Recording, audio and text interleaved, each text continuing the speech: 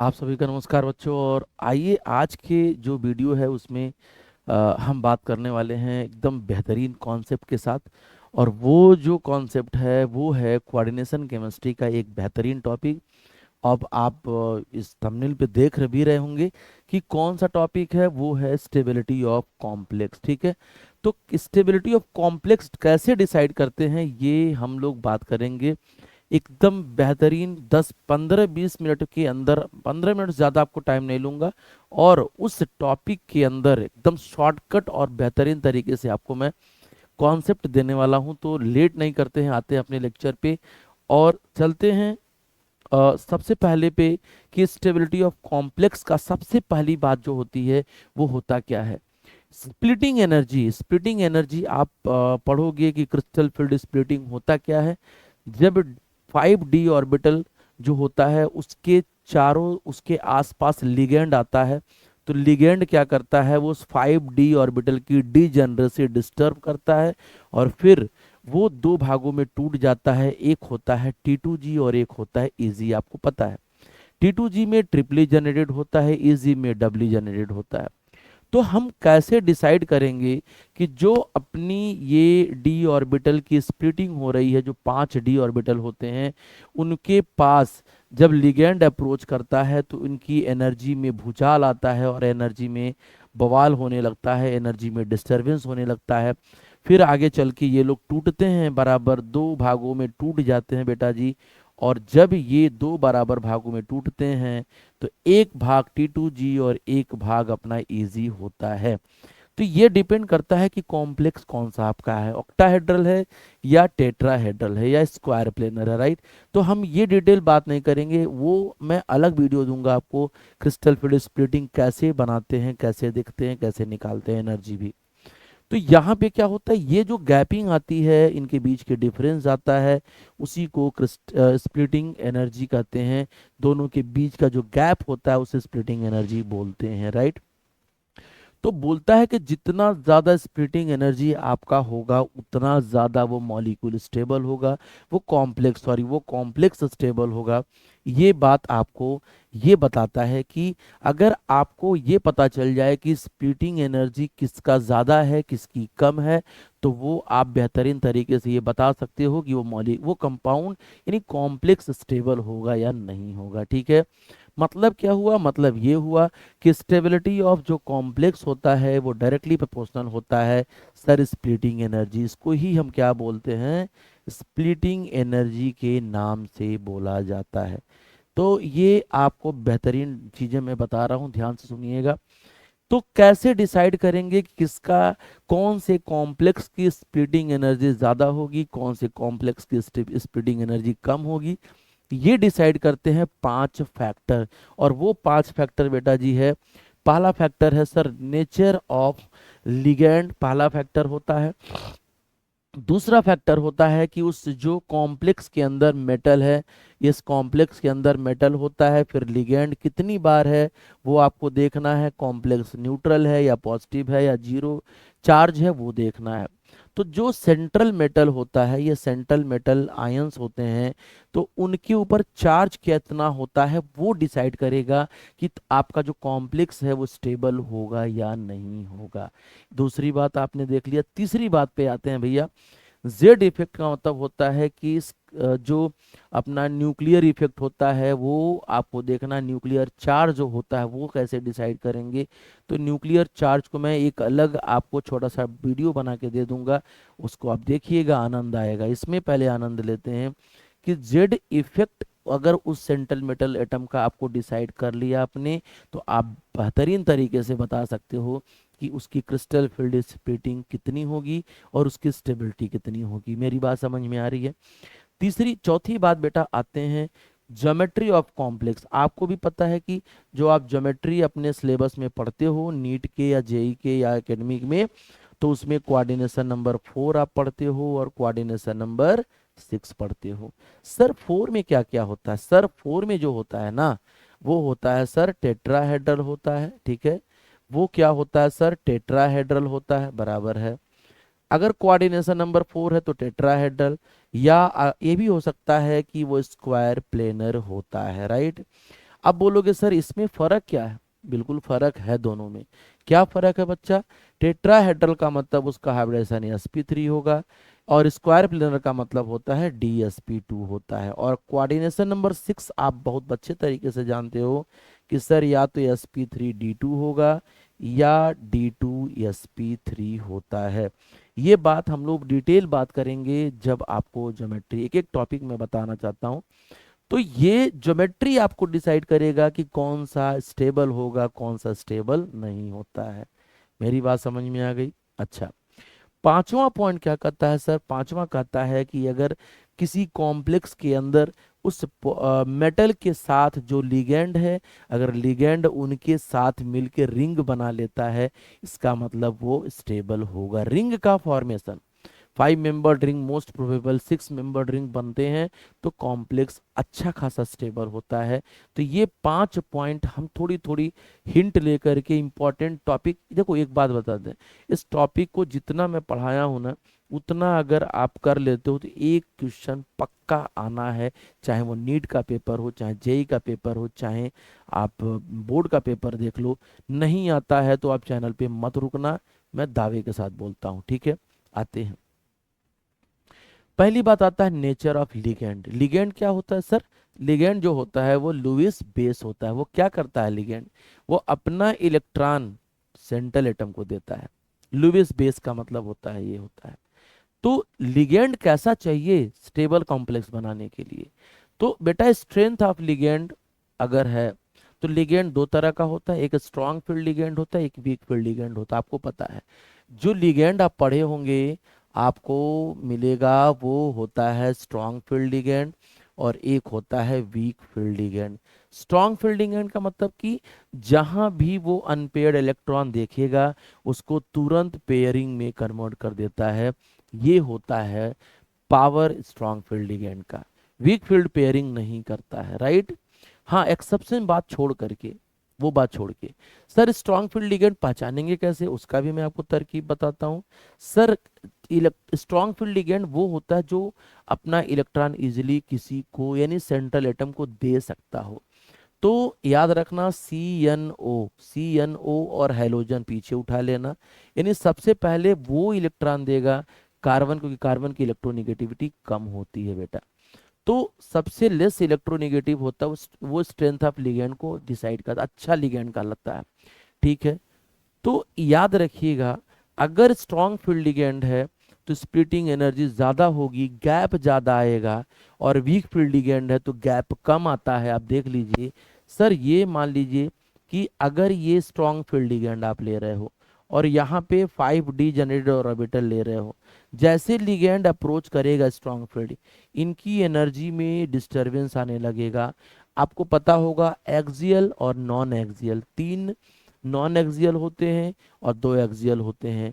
D x y, d y z, d z x is non axial, दो axis के बीच में lobe आता है। और सर एक्सियल जो होता है वो अलोंग द एक्सिस होता है, जैसे आप डी जेड स्क्वायर और d x square minus y square को जानते हैं। ठीक है, चलिए आते चलते हैं। तो जैसे ही आप स्ट्रॉन्ग फील्ड लिगेंड अप्रोच करोगे तो ये टूटेंगे, और टूटने के बाद इनके बीच में जो गैपिंग आपको देखने को मिलेगा सर वो गैपिंग ज्यादा मिलेगा अगर स्ट्रॉन्ग फील्ड लिगेंड है तो। और सर अगर यही आप डीजेनरेटेड ऑर्बिटल ले रहे हो और यहाँ पे आप वीक फील्ड लिगेंड अप्रोच करा रहे हो तो ठीक है, एनर्जी में भूचाल आएगा, इसके ऐसा नहीं है कि एनर्जी में डिस्टरबेंस नहीं आएगा। लेकिन सर स्प्लिटिंग जो होने वाला है यहाँ पर, वो स्प्लिटिंग बाबू कम होगा। यहाँ देखो गैपिंग कम आएगी, ये गैपिंग तुम्हारा ज्यादा हो रहा है, ये गैपिंग तुम्हारा कम हो रहा है।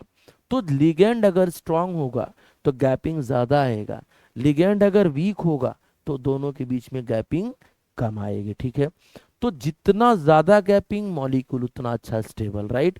तो कहता है कि जो स्ट्रांग फील्ड लिगेंड होता है वो स्टेबिलिटी ज्यादा देता है, स्टेबिलिटी ज्यादा डिसाइड करता है। तो देख लीजिए कॉम्प्लेक्स है सर, पहले देखो ये सी एन है, सबसे बेहतरीन लिगेंड होता है स्ट्रांग फील्ड। नाइट्रोजन और पानी तो सबसे वीक होता है, देखो ऑक्सीजन है पीछे है, नाइट्रोजन है आगे है। तो ये इस पे ये -1 चार्ज आपको भी पता है, तो ये -1 इंटू 6 क्या होगा, -6, और 6 और 3 का डिफरेंस +3 आएगा, ठीक है ना। और ये आ जाइए, यहाँ पर भी +3 आएगा और यहाँ पर भी +3 आएगा। अब भैया आपको ये डिसाइड करना है कि इन तीनों में सबसे ज्यादा अच्छा कॉम्प्लेक्स स्ट्रेंथ, मतलब कि सबसे स्टेबल कॉम्प्लेक्स कौन है इन तीनों के अंदर। मेरी बात समझ रहे हैं आप लोग, सबसे स्टेबल कॉम्प्लेक्स कौन तीनों के अंदर है। तो थोड़ा दोनों में, तीनों में सिमिलरिटी देखा जाए, कुछ सिमिलर दिख रहा है आपको, कोई बातें सिमिलर है सर। ये देखो, यहाँ पर भी आयरन, यहाँ पर भी आयरन, यहाँ पर भी आयरन, भैया ये क्या है, सेम है। तो मेटल क्या है सर, यहाँ सेम है। इनके बारे में मत सोचना ना, गलती से भी मत सोचना, ठीक है। सर चार जरा चेक कर लो, यहाँ पर भी 3, यहाँ पर भी +3, यहाँ पर भी, सर ठीक है। सर एक बात बताइए, आप तो सब कुछ सेम ही बता दे रहे, तो कैसे हम डिसाइड करेंगे कि कौन सा मतलब स्टेबल कॉम्प्लेक्स है। सर ध्यान देना, कोऑर्डिनेशन नंबर यहाँ भी 6, यहाँ भी 6, यहाँ भी 6। अरे यार अब क्या किया जाए, मामला तो फंस गया। सब कुछ तो सेम है, लेकिन एक चीज सेम नहीं है। आंख खोलो और देखो क्या सेम नहीं है, लिगेंड सेम नहीं है। सर अगर आप इलेक्ट्रोकेमिकल सीरीज के पास जाते हो और उसे कहते हो बा भैया मुझे ये बताओ कि CnNO2 और H2O में सबसे ज्यादा अच्छा स्ट्रॉन्गर लिगेंड कौन है, तो इलेक्ट्रोकेमिकल सीरीज कहता है, 2 मिनट ठहरो मैं बताता हूँ। कहता है देखो भैया, Cn सबसे बढ़िया लिगेंड है, फिर NO2 होता है, और फिर H2O तो सबसे पीछे आता है। तो हम एक काम करते हैं, स्ट्रॉन्ग फील्ड सबसे ज्यादा है, ये थोड़ा वीक है, ये और वीक है, तो जितना अच्छा स्ट्रेंथ होता है लिगेंड का, उतना स्टेबल वो क्या बनाता है सर, कॉम्प्लेक्स बनाता है। यानी स्ट्रेंथ लिगेंड यहाँ डिसाइड कर रहा है कि हम अच्छे हैं कि तुम अच्छे हो, जितना अच्छा लिगेंड उतना अपना स्टेबल कॉम्प्लेक्स बनता है। तो ये तो फाइनल हो गया ना कि यह तो इनके पास Cn है बेटा, Cn तो बहुत शानदार होता है, यानी सबसे अच्छा स्ट्रेंथ, सबसे स्टेबल कॉम्प्लेक्स, फिर सबसे वीक कॉम्प्लेक्स, ठीक है। ये बात क्लियर हो गई, मजा आ गया, आएगा मजा, ठीक है। यहाँ आ जाओ चार्ज पे।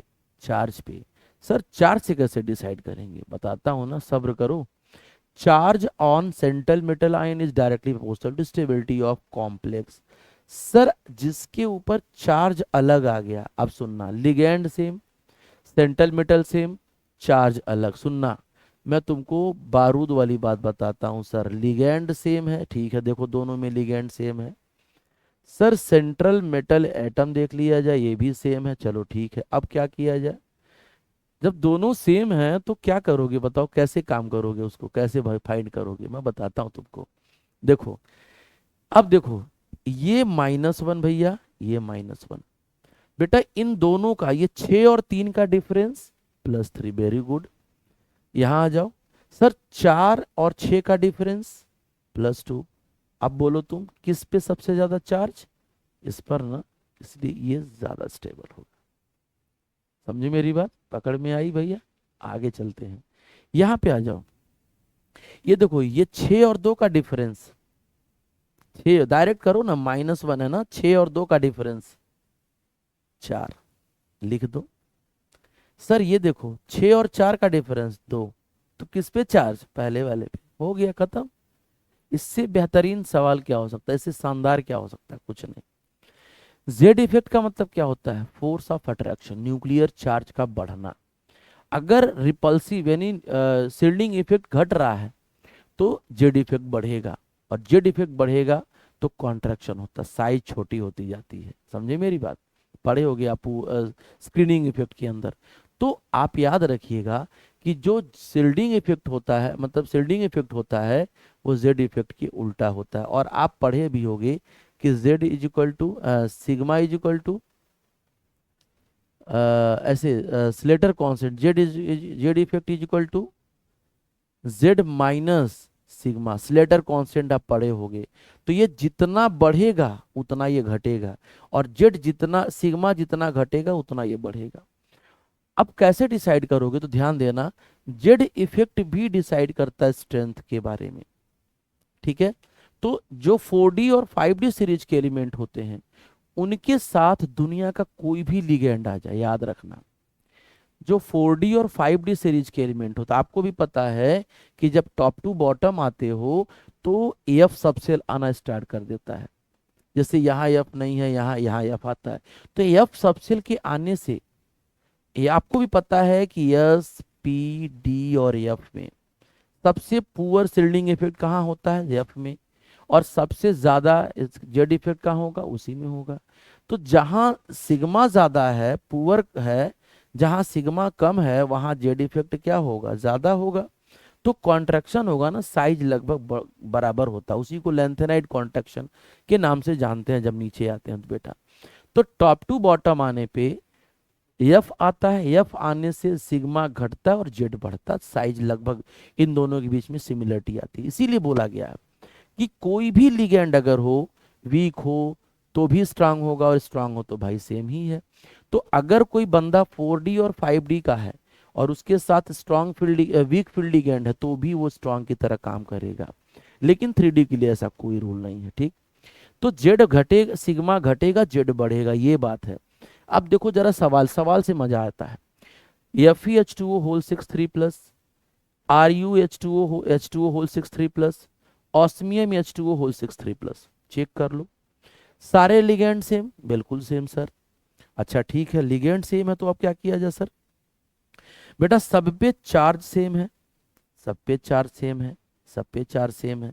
लेकिन आप देख रहे हो कि ये 3D सीरीज का बंदा है, ये 4D सीरीज का बंदा है, ये 5D सीरीज का बंदा है। तो आपको मैंने क्या बोला कि सबसे ज्यादा जो इफेक्ट, भाई H2O तो सब में स्ट्रॉन्ग फील्ड होगा, इसको छोड़ दिया जाए अगर, क्योंकि इसमें तो वीक फील्ड काम करेगा, इसमें क्या करेगा? ये वीक फील्ड काम करेगा, वीक फील्ड लिगेंड काम करेगा, लेकिन इनमें स्ट्रॉन्ग फील्ड काम करेगा। लेकिन सबसे ज्यादा जेड इफेक्ट कहाँ मिलेगा? वो 5D में मिलेगा। तो उसका जेड इफेक्ट ज्यादा होगा और उसकी उस कॉम्प्लेक्स की स्टेबिलिटी ज्यादा होगी। तो सर ऑस्मियम 5D में आता है, बिल्कुल सही बात है। ये ऑस्मियम के साथ है, भले ही कहीं और पुअर है बट इसके साथ स्ट्रॉन्ग फील्ड लिगेंड है। लेकिन ऑस्मियम में स्प्लिटिंग ज़्यादा होता है, इसीलिए ऑस्मियम का स्टेबिलिटी ज़्यादा है देन आरयू से। और सबसे फर्जी तो आयरन है, आयरन की बात नहीं करना है। आयरन में पहचान कर लेना strong field weak field ligand का, लेकिन इन दोनों में कुछ भी फर्क नहीं पड़ने वाला है, ठीक है। आगे चलते हैं बेटा, एक कम एग्जाम्पल और देख लो।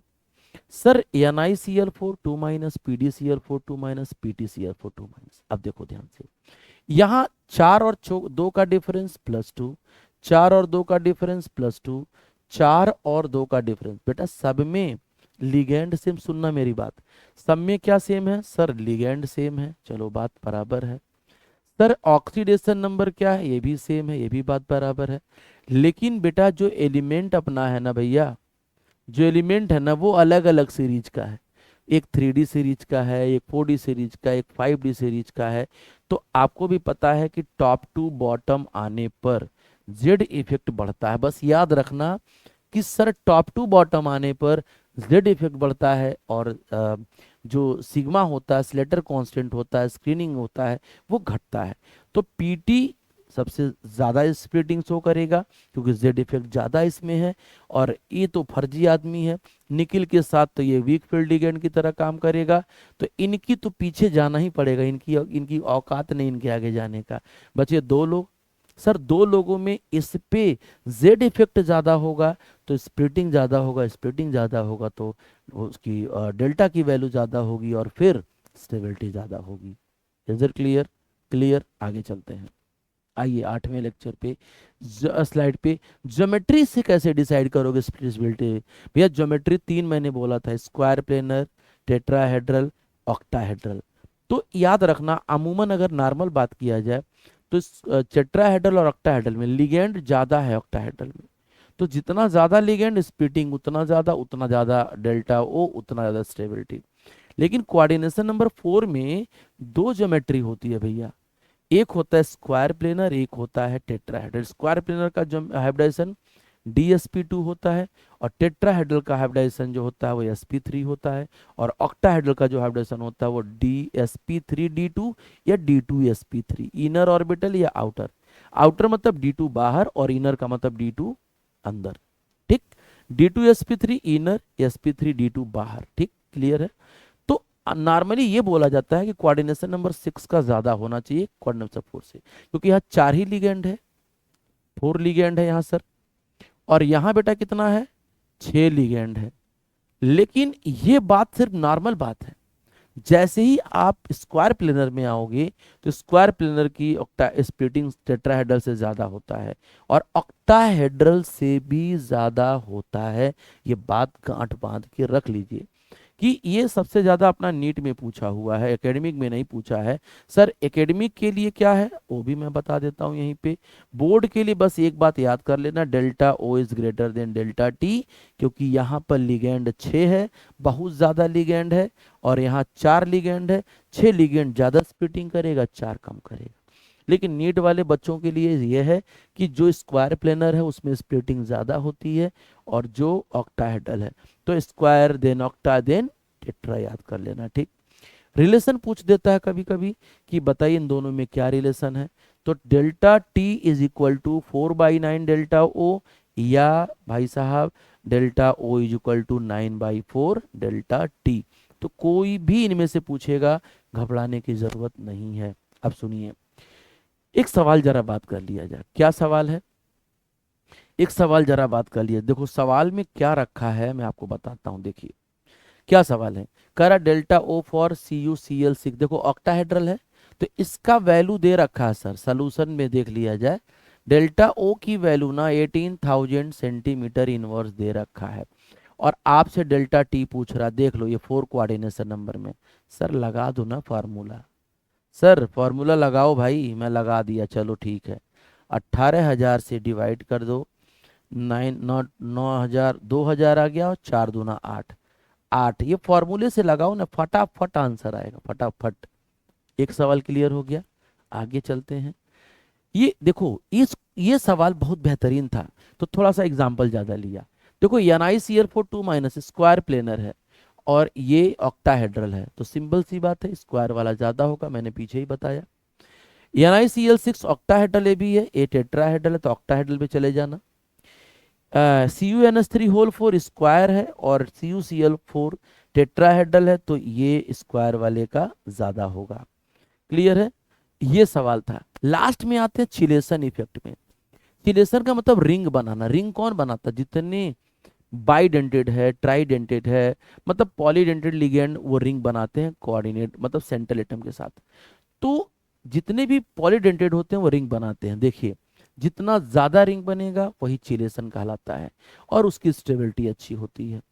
तो देखो ये कंपाउंड है, ये मोनोडेंटेड है, ये बाइडेंटेड है। तो कैसे आप रिंग बनाओगे, CO और 3 EN बाइडेंटेड है तो 3 2 6 हो जाएगा, 6 हो जाएगा। तो ऐसे डायग्राम बना लीजिए, यहाँ पर EN, सर यहाँ पर EN, सर यहाँ पर EN। कितने रिंग बन गए, ये देखो 1 2 3, 3 रिंग बन गए बेटा जी। तो इसका मतलब ये ज्यादा स्टेबल हो गया। पहचानो सिर्फ कौन बाइडेंटेड पॉलीडेंटेड रिंग बनाने वाला बंदा है। ये देखो ये मोनोडेंटेड है सर, यस सर आपने पहले ही बता दिया था मोनोडेंटेड है। और ये सर क्या है, बाइडेंटेड है। सर बाइडेंटेड तो आप बोले थे कि रिंग बनाता है, बिल्कुल मैंने सही बोला था, इसलिए उसकी स्टेबिलिटी सबसे ज्यादा होगी। बात समझ में आ गई, क्लियर है। इतनी बात तो क्लियर हो गई होगी। और अगर आपने मेरे साथ इतने टाइम तक वक्त दिया तो मैं आप सभी को अपने दिल से, तहे दिल से धन्यवाद करता हूं। और आपसे ये भी एक निवेदन करता हूं कि अगर आप मेरे चैनल पे नए हैं तो उस चैनल को एक बार सब्सक्राइब भी कर लीजिए, शेयर करिए और लाइक कर लीजिए, बेल आइकन को दबाइए, ताकि छोटे छोटे ऐसे छोटे छोटे वीडियो आपको देता रहूँगा। और वीक में एक दिन मैं लाइव भी क्लास लेता हूँ, स्ट्रीमिंग करता हूँ। तो आप लोगों से एक निवेदन है कि चैनल को सब्सक्राइब करिए, लाइक करिए, शेयर भी करिए, जितने नीडी लोगों की ज़रूरत हो उनको दीजिए। अगर कुछ इस कॉन्सेप्ट में दम है, वीडियो में कुछ दम है, तो चैनल को प्रमोट करिए। ठीक है, चलते हैं बेटा, मिलते हैं फिर अपने नए लेक्चर के साथ। अगले लेक्चर में मिलेंगे आपको इसी टॉपिक में, कलर कैसे डिसाइड करते हैं कॉम्प्लेक्स का, किस तरीके का सवाल में पेपर में सवाल आता है। तब तक आप सभी को नमस्कार, मिलते हैं नेक्स्ट लेक्चर में।